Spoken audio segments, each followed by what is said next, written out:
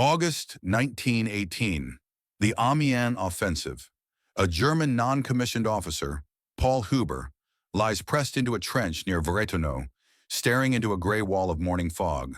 The battlefield is holding its breath. No shouting, no engines. Just that unbearable quiet before the world breaks. Then it happens. A crack, a whistle, impact. Bullets come from the one direction no one expected, and they don't come like panic. They come like a measured sentence. Not chaotic bursts, not random spraying. Each shot feels chosen, aimed, lethally precise. Huber's company starts dropping. Men don't fall screaming. They simply collapse, one by one. The kind of death that convinces you snipers are working. But after 30 minutes, the numbers don't lie. 19 men are gone. And the worst part isn't the loss. It's the confusion. Because these aren't snipers. These are Americans, ordinary infantrymen, moving forward behind cover, firing on the move, and hitting. Huber survives the war. He goes home. He lives a full life. But he never shakes the memory of that particular fear. The fear of an enemy whose method you can't understand. Because Huber knows what his own soldiers can do. Well-trained, disciplined men who might hit once out of 10 shots in the chaos of battle. And now he's watching Americans bring men down with 2, sometimes 3 shots, like they're on a range. Except this range is made of mud and fog and blood. Ever stepped into a trench? Years later, after the war, the Germans finally get access to American training manuals. And what they find, what explains that foggy morning, shocks them more than tanks, aircraft, or gas ever did. Because the secret isn't a machine, it's a system. And this story is about that system, how training changes the outcome of a war, how habits formed in peacetime turn into an advantage when the shooting starts, and why the Germans didn't understand the American speed until they saw what had been drilled into them long before they. When the United States entered the First World War in April 1917, the numbers were almost embarrassing. The American Army had about 130,000 regular soldiers. France had mobilized more than 8 million. Germany, approximately 13 million. Britain, around 5 million. America was a newcomer to a slaughterhouse that Europe had already been feeding for 3 years. Their troops had no experience of trench warfare. They didn't know the tactics of assaults under machine gun fire. They had only a vague idea of what the Western Front actually did to a human body. And yet, the Germans were the ones confused. Because the Americans arrived and began attacking with a speed that didn't match their lack of experience. Then they fired with an accuracy that didn't match the chaos of modern war. So what did they have that the Europeans didn't? Not secret weapons, not superior artillery, not revolutionary tactics. They had a tradition, a culture, almost a national habit: marksmanship. For decades, long before April 1917, America had been shaped by rifles in everyday life. From the Civil War, through campaigns in the West, through hunting seasons, rifle clubs, village competitions, this wasn't ceremonial military shooting. It was practical, routine, normal. Farmers fired often.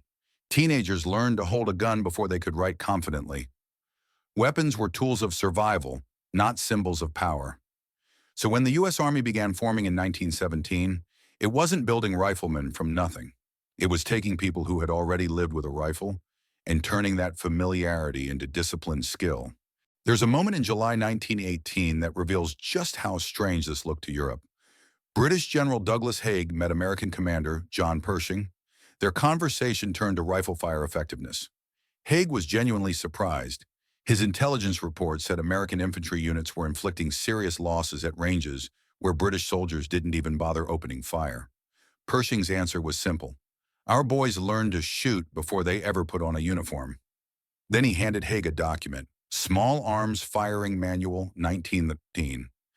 But this wasn't just a booklet with diagrams and dry commands. It was a training philosophy built around one core idea.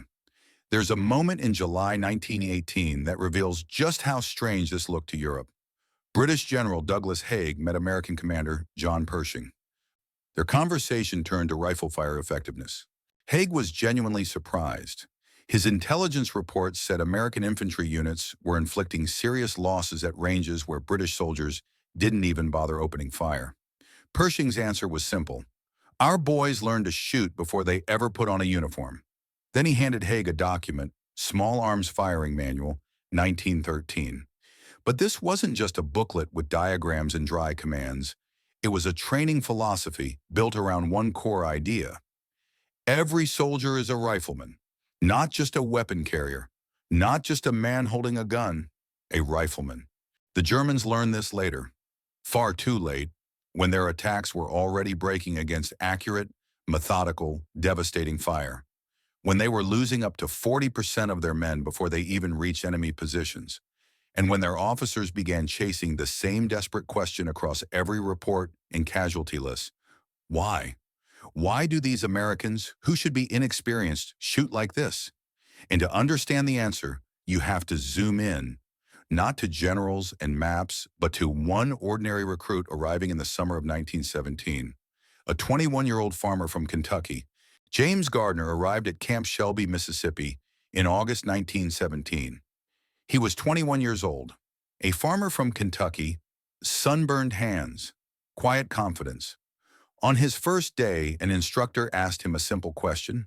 "Can you shoot?" Gardner nodded. He was holding his own Springfield Model 1903 rifle, the same type his father used to hunt deer. The instructor followed up. "How many times have you fired a gun before?" Gardner paused, genuinely confused by the question. "Every day, sir," he finally answered, "since I turned 7. This wasn't a colorful anecdote. It was the norm. According to the United States War Department, roughly 63% of draftees from rural areas already had experience handling firearms before they ever put on a uniform. Many hunted. Others competed in local shooting matches. The rifle was part of everyday life, like an axe, a plow, or a hammer. This gave the American army something European armies didn't have, a foundation. In Britain, France, and Germany, most conscripts saw a rifle for the first time in the barracks. They had to be taught everything from scratch. How to hold the weapon, how to aim, how to control recoil. The Americans didn't. They only needed to systematize what already existed and turn habit into discipline. The Springfield Model 1903 was perfect for this role.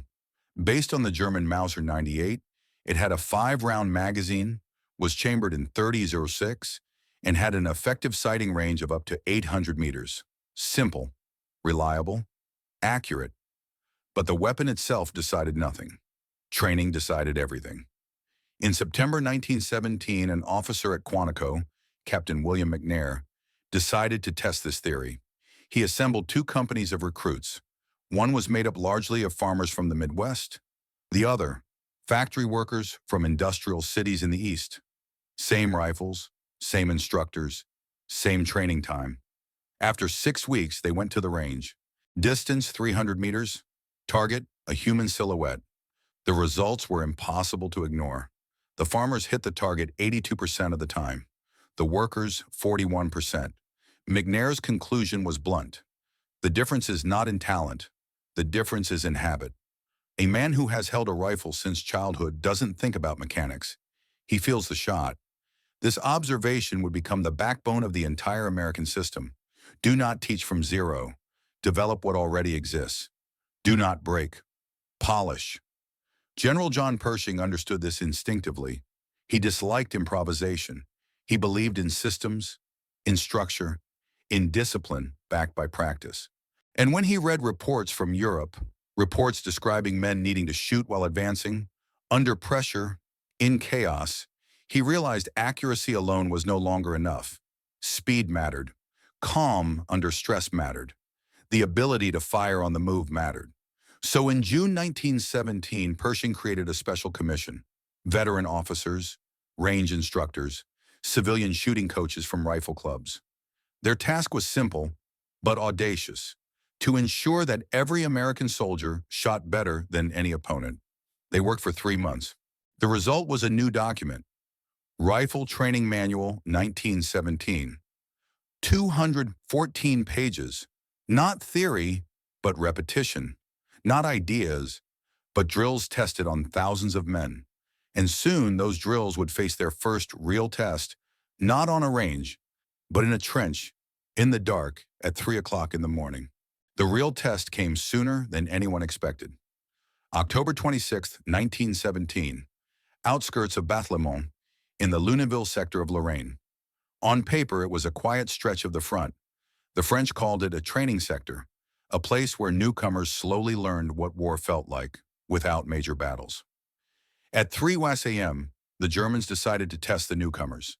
About 30 German infantrymen slipped forward under cover of darkness. A standard trench raid. Fast, brutal, precise.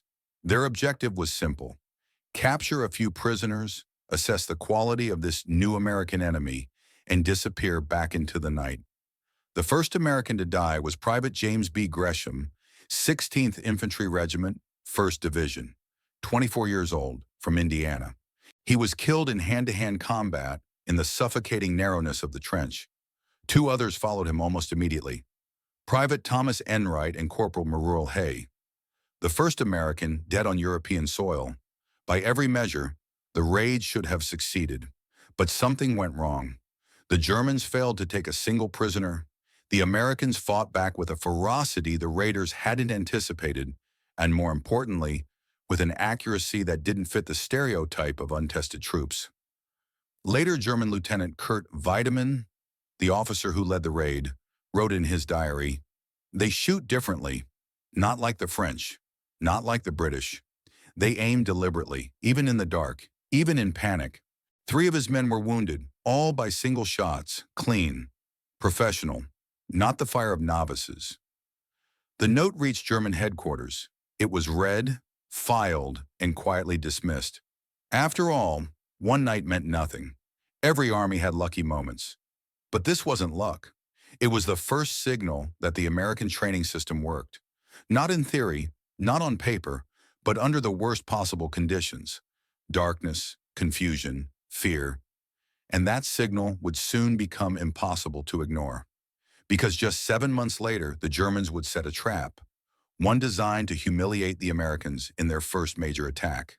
A small village, a weakened garrison, an easy victory. They named the place Cantigny, and they believed the Americans would break there. May 28, 1918, the village of Cantigny, about 100 kilometers north of Paris. This was supposed to be simple. On paper, almost insulting in its simplicity. A small village, a German garrison of roughly 250 men, a limited objective. But the simplicity was an illusion. The German command had deliberately weakened the defense. The plan was calculated and cold. Let the Americans take the village. Let them feel their first taste of success. Then smash them with a counterattack and destroy the unit on its newly captured ground. A lesson, a warning.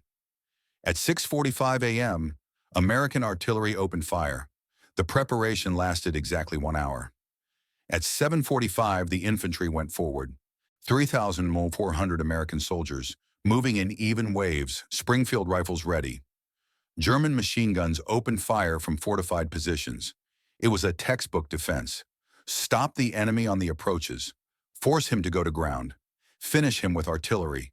It had worked against the French, against the British, against everyone. But the Americans did not do what the Germans expected. They did not go to ground. They kept moving. They fired while advancing, methodically, deliberately, sprinting from cover to cover.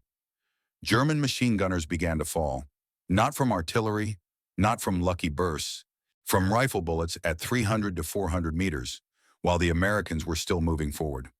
Lieutenant George Marshall, later Chief of Staff of the U.S. Army, watched it unfold and wrote, "I saw our soldiers firing during the attack without stopping, without panic. They aimed, fired, reloaded, and went forward again, as if on the training range." By 9 a.m., Cantigny was taken. American losses, 84 killed, 231 wounded. German losses, nearly 2/3 of the garrison. But this was only the beginning. The German command reacted immediately. Over the next 3 days, they launched 7 separate counterattacks. Fresh units, artillery, gas. The objective never changed: drive the Americans out and prove the Western Front was no place for beginners. Each time, the result was the same. The Americans held, not primarily with bayonets, not with machine guns, but with precise, concentrated rifle fire. On May 30th, German Captain Hans Schultz of the 82nd Reserve Regiment was captured. During interrogation, he admitted, "We did not understand. Every attack ended the same way. Our men began to fall, not from machine gun bursts, but from single, precise shots. They did not shoot blindly. They aimed." By May 31st, the Germans abandoned the effort. Cantigny remained in American hands. French General Philippe Pétain came personally to thank the 1st Division. "You shoot like snipers," he said. Pershing answered simply, "We trained them that way." And now the question had changed, not whether American training worked, but how it worked so well. The answer lay not in heroics, but in repetition, in drills that looked boring, pointless, almost absurd, until the moment they were needed. The secret of the American advantage wasn't courage, it wasn't numbers, and it wasn't better weapons. It was process. The Rifle Training Manual of 1917 was divided into 12 chapters. Only the first 3 dealt with theory: weapon structure, basic ballistics, the optics of aiming. The remaining 9 chapters were nothing but practice. Endless, repetitive, relentless practice. The first drill looked almost ridiculous. A soldier lay in firing position, brought his rifle onto a target, aligned the sights, and did not fire. He held the position for 10 seconds. An instructor checked the alignment. If it was off, he did it again, and again, and again. 100 times a day, for an entire week. European instructors scoffed at it. Why waste a week just looking through a sight? But the result was undeniable. After 7 days, the soldier stopped thinking about aiming. The body took over. The hands found the angle. The eye found the point. The rifle settled naturally. The second drill was breathing. Soldiers were taught not to fire while holding their breath. That caused tension, not on the inhale, when the chest rises and the sight floats. They were trained to fire on the natural pause at the end of the exhale. 1 second, a moment of maximum stability. Again, hundreds of repetitions. No live ammunition, just muscle memory. Inhale, exhale, press, hold, until the body did it automatically, without conscious command. Then came the hardest drill of all, firing on the move. European armies trained soldiers to fire from fixed positions, but real combat wasn't static. So the Americans introduced what they called the combat run. A soldier sprinted to cover, stopped sharply, fired one aim shot, stood, ran again. 15 seconds per cycle, 500 meters. At first, no one hit anything. Breathing was ragged. Hands shook. Heartbeats thundered in the ears. But after 2 weeks, something changed. Soldiers learned to control their bodies even when their lungs burned, and adrenaline clouded their vision. Sergeant Instructor Thomas Johnson wrote home from Camp Travis, Texas, "These boys are going to be killing machines, not because they are cruel, but because they are efficient. When you fire 100 times a day, in rain, in heat, in full gear, it stops being a skill. It becomes part of you." By the autumn of 1917, the system was in full motion. Tens of thousands of recruits passed through the camps each week. Each fired at least 2,000 rounds in training. The cost was enormous, but Pershing never wavered. He repeated the same line to the War Department: "Ammunition is cheaper than lives." And soon the system would face its most brutal test yet. Not in a village, not in a raid, but in a forest that would become a slaughterhouse. Belleau Wood, June 6, 1918. Belleau Wood, near Château-Thierry. The German advance toward Paris was gaining momentum. After their breakthrough on the Aisne, the objective was clear: reach the Marne, force the river, and threaten Paris with a decisive blow. French units were falling back. British forces were tied down elsewhere. The only real reserve left in this sector was American. The United States 2nd Division, including the Marine Corps, was ordered to stop the advance. Belleau Wood was the worst possible place to do it. Dense forest, old growth, natural cover everywhere. Perfect terrain for a defender with superior numbers and artillery. The Germans had both. At 7:01 a.m., the first attack began. 3 battalions, nearly 2,000 German infantrymen, emerged from the trees. The pattern was familiar. Artillery preparation, then dense waves of infantry, machine guns on the flanks. The Americans did something unexpected. They waited.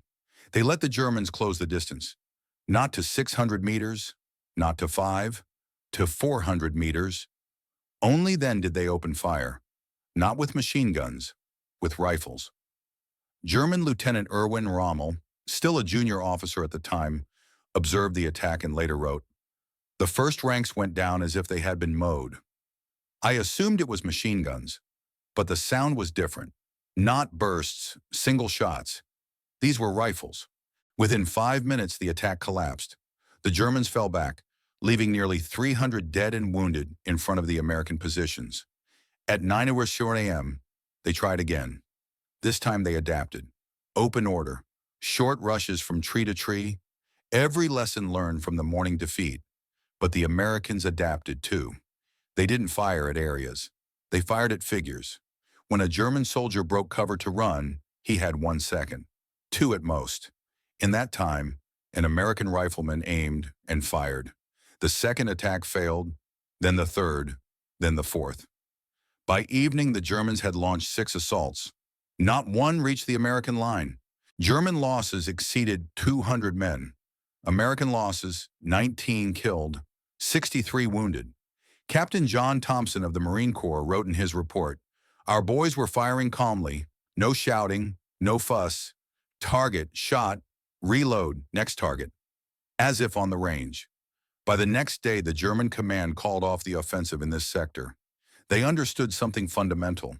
A breakthrough here was impossible, not against an enemy that had turned accurate shooting into a system. But for the German high command, this wasn't just a tactical setback. It was a statistical anomaly, and anomalies demand explanations. So they began to count. By July 1918, German headquarters could no longer ignore the pattern. This wasn't bad luck. It wasn't isolated units, and it certainly wasn't propaganda. At the headquarters of the German 18th Army, reports were spread across a long table, every sector where German units had clashed with American forces. The conclusion was unsettling. In comparable positions, German losses against the Americans were 30 to 40% higher than losses against the French or the British. General Oskar von Hutier ordered a detailed analysis. First conclusion: American artillery was no better than German artillery. Second, American tanks were only beginning to appear and posed no decisive threat. Third, American tactics showed nothing revolutionary. They attacked in waves just like everyone else. And yet, something was killing German soldiers faster. The analysts focused on rifle fire. They calculated fire density. An average American infantry platoon, 36 men, could deliver up to 150 aim shots per minute. A German platoon of the same size, 60 to 70. A British platoon, about 50. This wasn't about reloading speed. The Springfield wasn't faster than the Mauser. The difference was how many shots hit. German instructors ran their own tests. Distance, 300 meters. Target, moving. Time limit, 30 seconds. 5 shots. Average German accuracy, 20 to 25%. Then they compared it with data from American training camps, documents obtained through neutral countries and intelligence channels. American accuracy in the same test, 60 to 65%, 2.5 times higher. Von Hutier's report to the Supreme Command was blunt. American infantry possesses marksmanship exceeding the standards of all armies on this front. They do not merely shoot, they hit. The document was dated July 18, 1918. Less than 4 months remained until the end of the war. There was no time to change Germany's training system, but the realization had already landed. Germany hadn't just lost in resources, it had lost in quality. And that quality was about to be tested on the largest battlefield the American army had ever seen. The place the Germans called a meat grinder, Meuse-Argonne. September 26, 1918, the Meuse-Argonne offensive begins. It is the largest battle in the history of the United States Army up to that moment. More than 1.2 million American soldiers face 42 German divisions across a front 35 kilometers wide. The terrain is nightmarish. Dense forests, ravines, steep hills, defensive positions built over 4 years, 5 German defensive lines, each layered with barbed wire, machine gun nests, and permanent strongpoints. The Germans consider this sector impenetrable. General John Pershing knows the cost will be horrific. This will not be a clean breakthrough. It will be attrition. But Pershing believes in one thing absolutely: the training. At 5:30 a.m., after 3 hours of artillery preparation, 9 American divisions move forward. German machine guns open fire. For a moment, it looks like the Western Front all over again. Men falling, lines stalling, smoke choking the forest. Then something different happens. In the Argonne Forest, the 77th Division advances where artillery is almost useless. Visibility is too limited, the risk of friendly fire too high. Instead of attacking in dense waves, American riflemen seep forward. Small groups of 5 to 7 men. Short rushes, every tree used as cover. Halt, aim, fire, shift position, forward again. German machine gunners, well dug in, protected, confident, begin to fall, not to shells, to single shots, one by one. On October 8, 1918, this system produces its most famous example. A corporal from Tennessee, a hunter, a man who had been shooting since childhood. Alvin York. York and 16 other men run into a German machine gun position, 35 machine guns, over 100 German soldiers. Standard procedure says, withdraw, call artillery. York does not. He takes position behind a fallen tree. Distance, roughly 230 meters. He begins to fire. Not quickly, not wildly, methodically. One shot, one German soldier. Those who stand to give orders, those who try to move a gun. In 20 minutes, York kills 28 men. The German commander, Lieutenant Paul Wollmer, stands up and surrenders. Behind him, 92 soldiers lay down their weapons. A detachment of 17 Americans captures an entire position. York receives the Medal of Honor. But the point is not that York is unique. The point is that he is a concentrated example of the system. The Meuse-Argonne battle lasts 47 days. American losses are staggering. 26,277 killed. More than 95,000 wounded. German losses are even higher, around 120,000. And more importantly, Germany loses its last major defensive line before the homeland itself. French Marshal Ferdinand Foch, Supreme Commander of Allied Forces, writes to Pershing, "Your soldiers do not merely fight, they change the balance of power. Each American rifleman is worth 2 German soldiers, not because he is braver, but because he is more accurate." But accuracy does more than kill. It changes what happens inside a soldier's mind, and that the Americans would only understand after the war. When the guns finally fell silent in November 1918, the Western Front disappeared almost overnight. Trenches collapsed. Wire was cut away. Armies went home. But the analysis had only just begun. For the German High Command, defeat could not be explained by numbers alone, nor by technology, nor by strategy. So they studied details. In 1921, German officers gained access to copies of American training documents, some through neutral countries, others through international disarmament commissions. Among them was the Rifle Training Manual, 1917. Colonel Ludwig Beck, head of training for the post-war German army, studied the manual for a full week. Then he wrote a 72-page report. His conclusion was direct and painful. America had surpassed Germany not in grand strategy and not in weapons, but in individual training. The average American soldier was a better marksman than the average German soldier, and that advantage compounded. If each soldier is even 20% more effective, the unit becomes dramatically stronger as a whole. Beck recommended sweeping reforms. More time devoted to shooting drills, mandatory firing on the move, less emphasis on parade ground perfection, more on individual mastery. But Germany had no means to implement them. The Versailles Treaty restricted the army to 100,000 men and strictly limited ammunition. Training cartridges were counted like gold. By contrast, in 1918, the United States spent over 200 million rounds per year on training alone. Germany remembered the lesson, but too late to act on it. Meanwhile, the Americans were learning something unexpected about their own soldiers.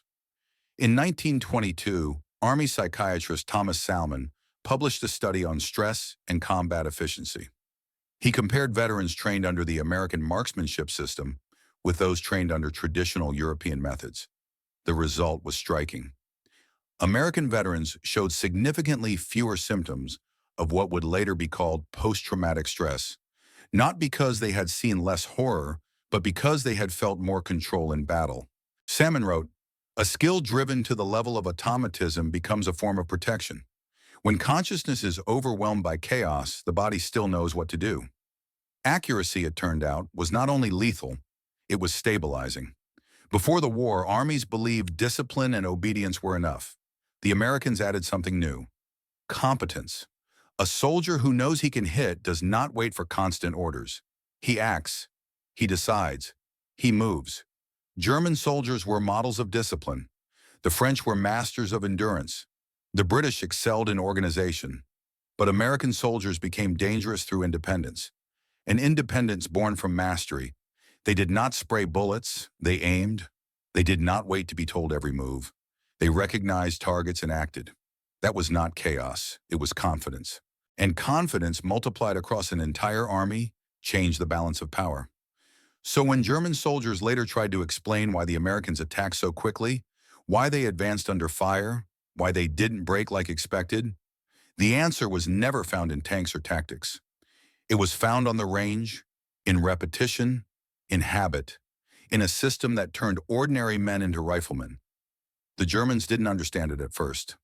By the time they did, the war was already lost.